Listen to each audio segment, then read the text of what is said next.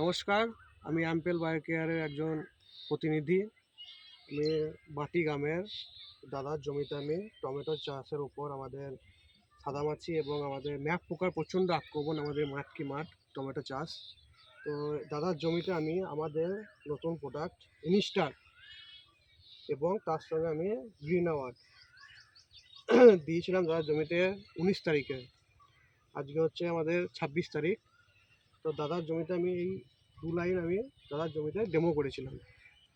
তো দাদা কাছ থেকে জেনে নেবো আমাদের কেমন কাজ করেছে আমাদের নতুন করে। দাদা তোমার নামটা বলো একটু। আমার নাম গোপাল দাস, তোমার বাড়ি? বাড়ি মাটি। তো দাদা তোমার জমিতে আমি 19 তারিখে আমি টমেটোর ওপর আমাদের সাদামাছি এবং আমাদের যেটা সব থেকে বড়ো আমাদের এই মাঠে আক্রমণ ম্যাপ পোকার জন্য আমাদের গাছ সব শেষ হয়ে যাচ্ছে। তো ম্যাপ পোকার ওপর আমাদের যে দুটো প্রোডাক্ট তোমার জমিতে ডেমো করেছিলাম, তো তার পরিপ্রেক্ষিতে কেমন রেজাল্ট হয়েছে? রেজাল্ট ভালো হয়েছে, গাছটাও ভালো হয়েছে, অনেক ম্যাপ পোকা আর নাই সেই রকম, তবে গাছটা ভালো হয়েছে অনেক। আর 7 দিন হচ্ছে, 7 দিনে কি নতুন আক্রমণ কি দেখা যাচ্ছে? না, নতুন আর এখন দেখা যাচ্ছে না, মালটা ভালো এখন গিলে যাচ্ছে, গাছটাই ভালোই চলছে এখন।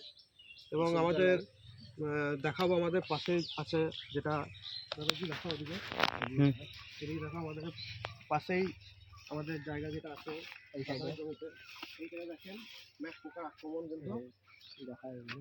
কাছে আসেন, ম্যাপ পোকার আক্রমণ কিন্তু এই গাছগুলোতে আছে। আমরা এই দিকটা দিয়েছিলাম, এই দিকটা আমরা দিইনি। তো তার এতে দেখুন কেমন রেজাল্ট।